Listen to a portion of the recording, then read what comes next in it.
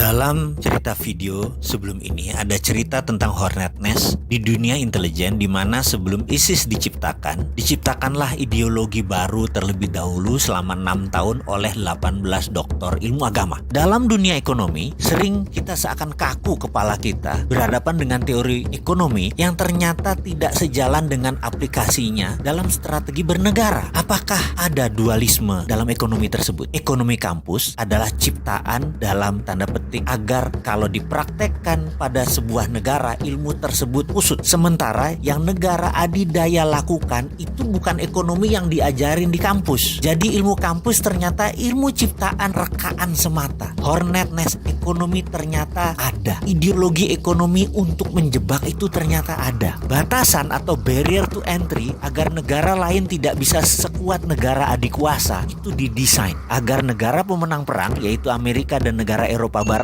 terus berkuasa. Mau bukti? Mana mata uang penguasa di dunia ini? 65% transaksi di dunia ini menggunakan US dollar, 20% menggunakan euro, yen 4,7%, yuan Cina hanya 1,9% nilai transaksinya. Walaupun Cina menguasai mayoritas perdagangan sampai 50 atau 60% perdagangan dunia, dolar tetap underlying transaksi mereka. Memang mau Indonesia misalnya CPO-nya dibeli oleh Cina bayar pakai yuan. Terus yuannya tadi buat apa? Kita mau beli mesin misalnya untuk pabrik, mesinnya dari Jepang. Apa Jepang mau terima yuan? Nggak mau lah. Jepang mintanya dolar buat devisa mereka. Kok bisa begitu sih? Ini kesepakatan atas dasar suka sama suka atau atas dasar saya penguasa dunia, Anda harus manut dengan saya. Baik, kita akan bicara tentang currency warfare di sesi lain. Sekarang kita kembali ke topik. Misalnya lagi, dunia perbankan yang saat ini dianggap kunci sukses ekonomi, sehingga bank dicitrakan adalah penting untuk membangun ekonomi itu hanya bank. Padahal banking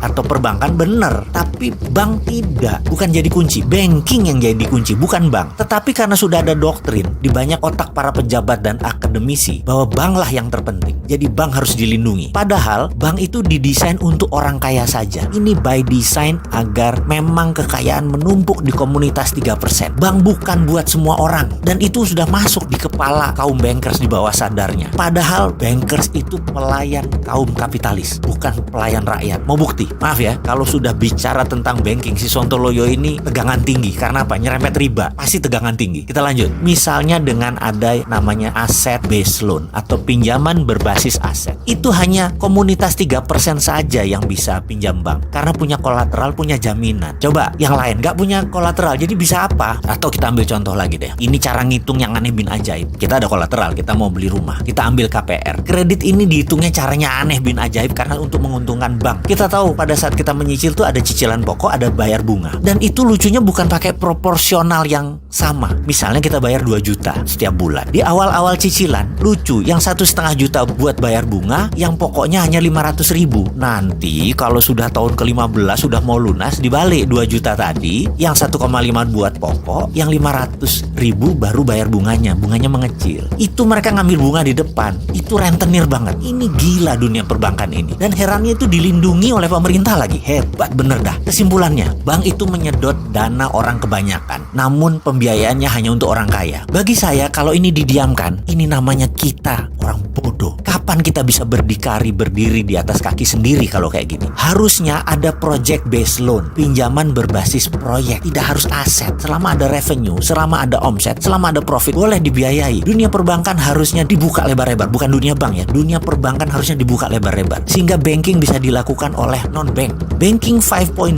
itu bukan oleh bank lagi yang mengerjakan. OVO, GoPay, Alipay sejenisnya lah. Itu adalah banking system pembayaran. Dan itu di tahun depan sebentar lagi tidak terbendung kehadirannya. Ini semua akan terjadi di Indonesia. Jadi wahai bankers, mulailah berpikir, ubah banking system Anda. Banking akan bertahan sepanjang zaman, namun bukan bank. Bank itu sunset. Goodbye bank. Wahai pejabat negara, mulailah membuka diri atas banking 5.0.